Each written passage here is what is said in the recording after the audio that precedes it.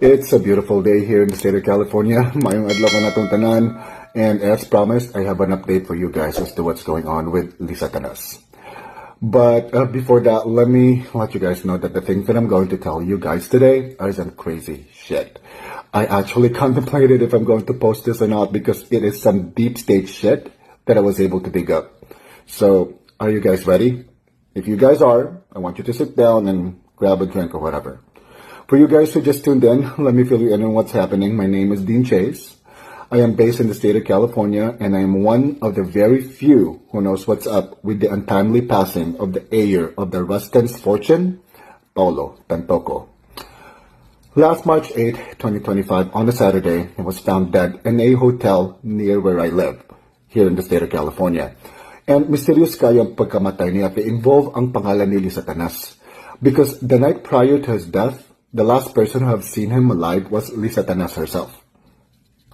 Now, I'm fortunate enough to have been able to secure an unfiltered and unredacted version of the police report before the case got superseded by the higher investigating team, of course. I got the document from a previous client of mine who works at the archives department in BHPD. Now, this document in my possession has complete accounts on what happened that day. As you know, if you have been following my post, Liza Updates and company were held for questioning and were not allowed to leave the country until they get, ruled out from the investigation. Following that, my source told me that on the 5th of April, a group of Asian-looking men, together with Caucasian men in suits, came into their office and had a closed-door meeting with their supervisor. That was when the case got superseded.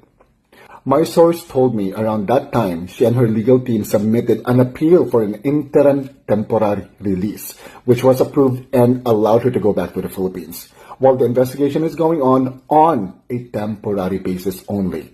Now, fast forward to the present, I really don't know when she flew back to the United States, but according to my source, she was supposed to show up on May 8, 2025, exactly 2 months after the victim's passing.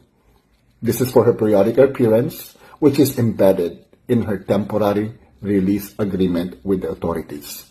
Now, in fairness to Juniano, it seems like she held true to her end of the bargain because, as you can see, on her recent post, she did travel back to the United States.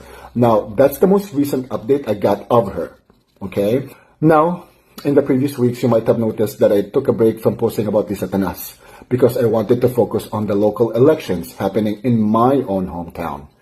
It was dire that Gwen Garcia loses to Pamela Baricuato for reasons that I will be releasing these coming days. But during those times, I got connected to very important people and I was able to do some digging myself. The things that I was able to find out about our current administration will shock you to the bone. Things that are very ugly, things that are putrid, disgusting, and vile. And there's only one common denominator. Only one name keeps popping up, and that's Liza Updates. I feel like it's about time that the Filipino people, know about this. They deserve to know. However, I do believe that that is another video or another topic that I would want to talk about. It deserves a dedicated time frame. So just keep tuning in.